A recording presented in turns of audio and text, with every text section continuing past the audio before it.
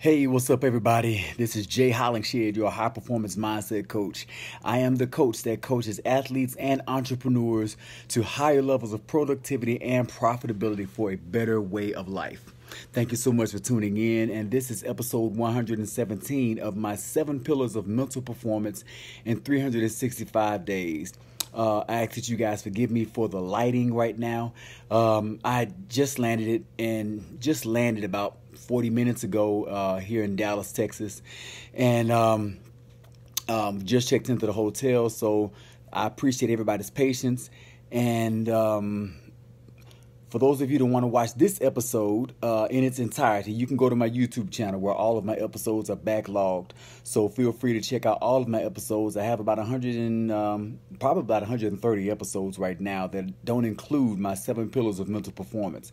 However, today what we're going to talk about is, oh my goodness, trying to get the jet lag out my brain. Right now we are going to talk about imagery and visualization. Today is day 5, and we talk about pillar number 5, which is imagery and visualization.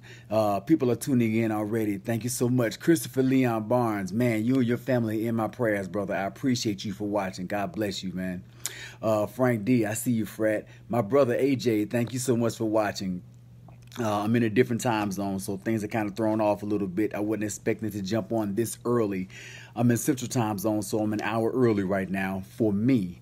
So, moving right along, imagery and visualization. Kimberly Hicks Bratz, thank you so much for watching. I appreciate you. Now, imagery and visualization. When I was back in Memphis, I actually owned a barbershop. I was blessed to build a barbershop from the ground up. It was called Mr. J's Barbershop. Nice upscale barbershop. And it had stained concrete floors, chandeliers, the whole nine, and columns along both sides of the walls. Really nice shop. Really nice. And there was, I built it to the point to where it had an upscale, luxurious feel because I envisioned attracting an upscale, luxurious type of clientele. You know that commercial that says, if you build it, they will come? Well, I built it to attract an upscale clientele, and it worked. I did that. Now, some of the barbers that I hired, one guy in particular, his name is Daryl Denton, really good friend of mine, Daryl Denton. And he gave me a lot of advice. You know, he was a former shop owner, so I leaned on him a lot and gleaned from a lot of information that he had. And so Daryl was like, man, you know, you need to get a neon sign. You need to get a neon sign for your shop. I'm like, bruh, I don't want a neon sign for my shop, man. I mean, because at the time, all the gas stations that are on the corners of every single corner there was, it was being overtaken by, well, they were Middle Eastern owned gas stations, and their advertising and marketing style was the big flashy lights and all the glittery lights. And to me, it gave like a circus effect, and it was totally opposite of what I wanted to do for my business. So I didn't want a neon sign flashing because I didn't want to blend in with that. I wanted to stand out. I wanted to be different.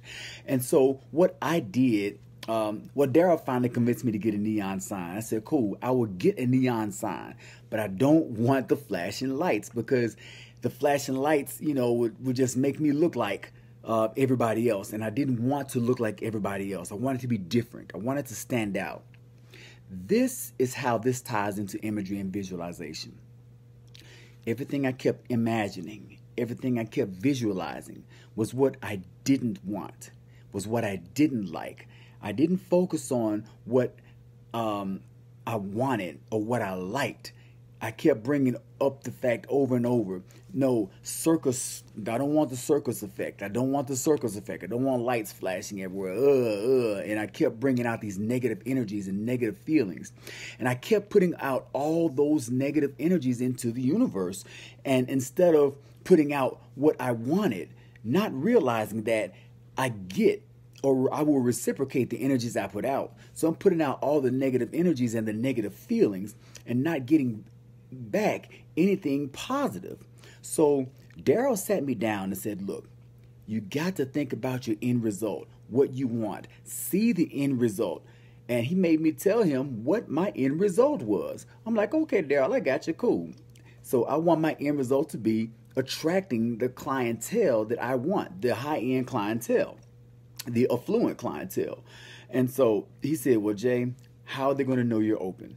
Nobody's driving by. He said, when people drive and their face is forward, you have a storefront shop, and people aren't just going to look over to the side like that just to see if you're open. So he convinced me to get the neon sign. And he convinced me to turn it on to where it would flash.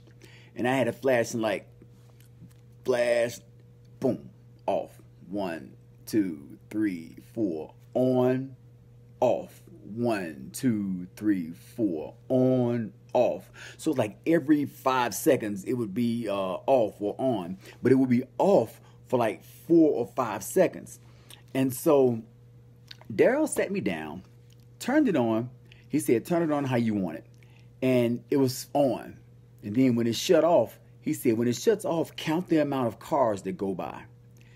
And it shut off, and it was like 1, 2. Cars are coming both directions. So that was like a total of 6 cars that went by. And then it came back on. And when it came on, 2 cars went by. Then it went off. There were 3 cars that went by. Then it came back on. No cars went by. He said, every time your light is off and the cars that went by and your light wasn't on, those are customers you don't have. And so I thought about it, and the amount of times it was off, more cars drove by than when it was on.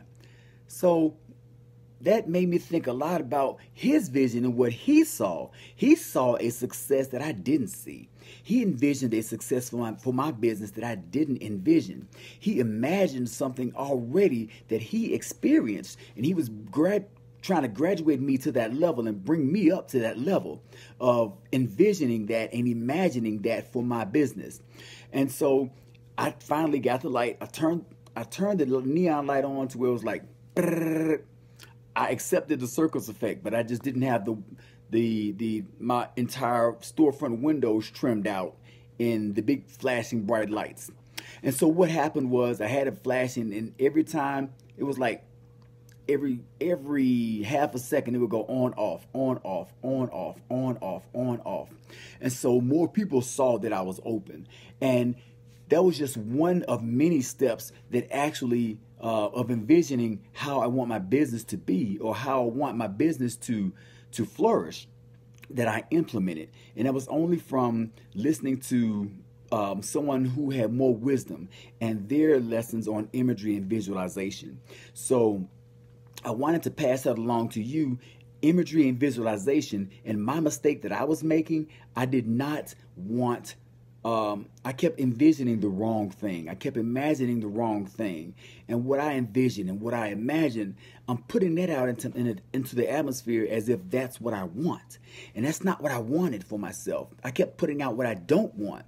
So if you have a goal or a vision, if a goal in life, and you are practicing imagery and visualization, don't focus on what you don't want. Focus on what you want to happen.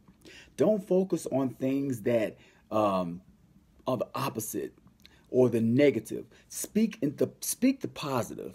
And how you do that, we think in pictures, right?